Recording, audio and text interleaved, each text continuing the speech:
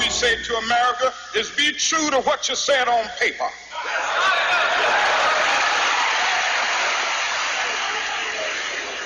If I lived in China or even Russia or any totalitarian country, maybe I could understand some of these illegal injunctions. Maybe I could understand the denial of certain basic First Amendment privileges because they haven't committed themselves to that over there. But somewhere I read of the freedom of assembly. Somewhere I read of the freedom of speech. Somewhere I read of the freedom of press. Somewhere I read that the greatness of America is the right to protest far right. Despite constitutional guarantees, American civil rights and liberties are constantly in danger of violation, whether by individuals, corporations, or government institutions. Regardless of whether personal prejudices or national security concerns lie at the root of these violations, challenging them and holding wrongdoers accountable is imperative for the sake of the constitutional integrity and the preservation of the American way.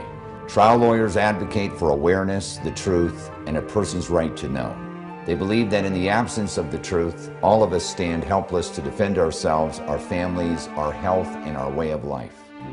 Oftentimes, we don't think about or worry about or understand what is happening to another until it happens to us. Deceits have no boundaries. Disease doesn't recognize the color of our skin or our political party's affiliation. When it comes to cover-ups and false allegations by agencies of the state and the federal government, there is not a soul amongst us who does not have a cringing fear of their overwhelming, awesome power. It is at these times that we need experienced and dedicated trial lawyers, the warriors in the courtroom, who are willing to battle for us tooth and nail in the halls of justice to protect our cherished way of life.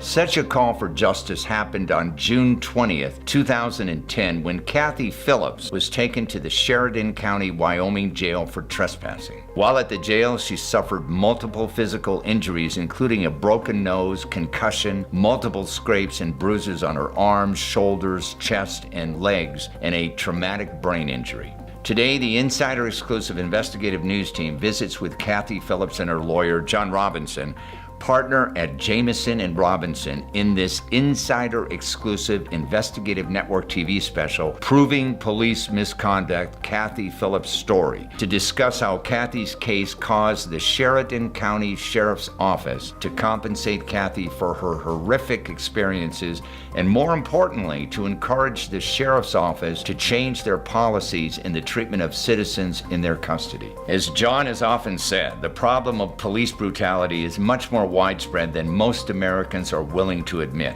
Our nation practices a selective blindness. In this great and strong nation, we have all become unwitting accomplices to the continuation of the conflict. John has earned the highest respect from citizens and lawyers alike as one of the best civil rights trial lawyers in Wyoming and across the nation. He has seen many innocent and hardworking people become victims of police brutality. He understands that police brutality is one of the most serious, enduring, and divisive human rights violations in the United States. The problem is not just in Wyoming, but nationwide, and its nature is institutionalized. And because of that, he is driven to fight for people who have been harmed by the willful or negligent actions of others. He learned a long time ago that if a man hasn't discovered something that he will die for, he isn't fit to live. His goals? Not only to get justice for his clients, but to make sure all Americans have the right to a fair trial, honest cops, impartial prosecutors, and fair judges with no agendas. Because injustice anywhere is a threat to justice everywhere, and justice and power must be brought together so that whatever is just may be powerful, and whatever is powerful may be just. This is the Insider Exclusive, live from Jackson Hole, Wyoming.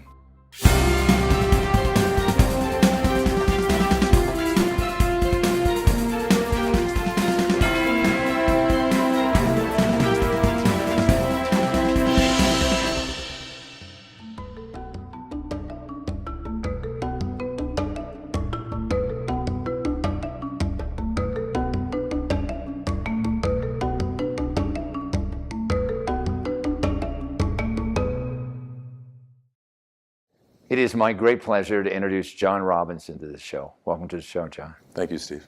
Tell our audience a little bit about your firm. What type of law do you practice? Our firm has offices in Casper and Jackson. We practice primarily personal injury plaintiffs law. We do some major criminal, high-stakes criminal cases. But for the most part, it's personal injury, and my part of the practice is primarily civil rights. You represent the little guy, basically. That's you right. don't represent corporations, businesses. That's right. Law enforcement. Why do you choose to do that? Because the reason I ask this is because it's a tough road to travel, isn't it? Well, it's tough. It's also really rewarding. And that's the reason we do it, is we feel like representing real people is a much more rewarding thing than representing governments, insurance companies, corporations. We get a lot of satisfaction out of helping real people. On top of that, there's a shortage of people like us. In regard to civil rights cases, the reason we're here today is because you represented a client, Cathy Phillips. Tell our audience what happened to her and why you pursued this case. Well, Cathy's case was a really difficult case. She was taken to the jail in Sheridan, Wyoming on a minor trespass charge and woke up the next morning in a cell naked and had no idea what had happened to her, but she had a severe brain injury, a broken nose, a concussion, and she had no memory of what had happened. After months of trying to find out and fighting to get the video of what happened to her, she actually learned that she'd been taken to the ground face first and knocked unconscious. Now, her injuries were pretty substantial, weren't they? Yeah, she had a traumatic brain injury. Right, but we're showing on camera right now on the screen the two photos that she has where she has black eye, broken nose, correct? Yeah, severe. It looks like she was in a horrible car crash. In pursuing this case, you showed the sheriff department, right, the tape. Yes. And what did the sheriff, what was his response? His response was that nothing was wrong. Nothing was wrong had happened. Slamming people on the floor, nothing's wrong with that. They blamed her. They blamed her. And why did they blame her? Because she wouldn't put on the jail clothes. Okay, so the solution for someone not to comply is to beat them up. Is that it? I guess so. Okay, that's what they thought, right? Well, that's what they did. What were the deputies' allegations against her? The deputy's allegations were that she wouldn't put on the jail clothes. So they were acting with reasonable response. Yeah, they said that was their policy, is to, if someone won't change out, to forcibly change them out. Yeah, in cases like this where you have, she was arrested for trespass, is that right? That's right. She was intoxicated too, correct? In cases like this, you take on these cases, you know how juries think. You have someone who's intoxicated, you have somebody who's not complying. How do you persuade a jury to think that and you didn't go to trial on this because you settled the case, but how do you persuade a jury to say, look at this person? Yeah, she's drunk. Yeah, she's not complying for good reasons. How do you persuade them to see it in her life and give her the benefit of the doubt? Well, fortunately, we had the video. I can tell you that without the video, we probably wouldn't have taken the case in the first place, because I don't think you could convince a jury, because then you just have the officer's word against hers, and they're going to try to claim that she did this to herself, something else, but we had a video. So the video is compelling. Without the video, I don't think it would have been. Yeah. In cases like this, what are the challenges you usually faced? Well, you're getting evidence. Yeah, the challenges. The challenges are getting the evidence in the first place. But the other challenges is, usually you're representing someone who's having some problems in their life. They're in jail, right? Yeah. So it's actually convincing people in a jury that these people, just because they're having problems, just because Cathy Phillips was in jail for a trespass charge, doesn't mean you can just trample on her rights and give her a brain injury and knock her out, where she's left for months trying to figure out what happened to her. So, John, the resolution, the case was settled, right? Right. And you had sued the police officers as well as the sheriff department, correct? That's right. And the police officers are no longer working there, right? That's right. Thank God they might not be working in any other place, too. Yeah, I don't think they're in law enforcement anymore. Okay, that's good. That's good. Now, we have with us today your client, Cathy Phillips, so let's bring her on right now. Okay.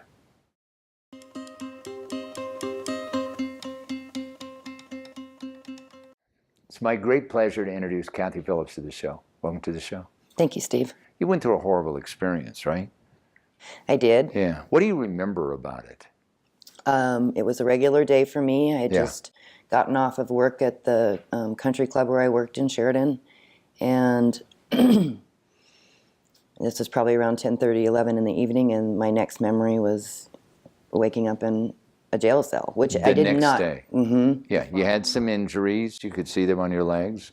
I also understand you had a broken nose and black eye. We're showing pictures right now because you didn't remember. You couldn't see it, right? Yes, and I had a laceration at Right. brow line across Right. the top What of my head. happened after that? Did they let you out of jail soon thereafter? There was a young man in the detention area that came to the window. There was a little window on the door, and he could see me frantic, not knowing what he knew. Yeah. He knew. I'm sure he knew what had happened to me. But he opened the door, said he couldn't help me, gave me some jail scrubs or whatever it is they call them, for me to put on. And then I sat in there for I don't know how long I was in there. I couldn't tell you. I didn't know what time it was. I had no idea. I understand you went to a hearing. Is that correct? Yes, and that was about 3 weeks later. And at the hearing, some light was shed then because another officer that witnessed me being, after I was knocked unconscious, he witnessed that. And then he witnessed my clothes being physically removed. Yeah. He witnessed me, which is not on the video, to my understanding, that I was drugged Yeah. across the detention floor and put In the cell. into the cell. No, he testified to this. Yes, he did. Okay, so you knew that there might be a So video. then I knew there was something. Okay. And the judge kept questioning him and saying, Miss Phillips, I think you need to get a lawyer. Yeah. Because I kept telling the judge, I have no idea what happened. Yeah. How are you today? I'm in a much better spot. I continued to get more therapy for my brain injury. Yeah. And that heals. That just takes time. Yeah.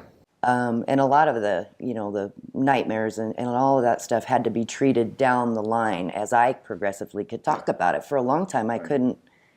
It really hurt me that no one would tell me anything. Right. What do you recommend to anybody who thinks they have been abused by the police department?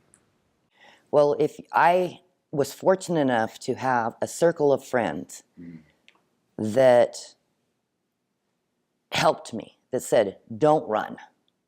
I wanted so much to just run. Yeah. And you can't get away from it. That's the thing. It's with you. You want answers, but you're afraid. Right. Well, I'm glad you're in a better place today. And I want to thank you very much for being on this program. Okay. And I hope your life's going a lot better today. It is. Okay. Thank you. Thank you.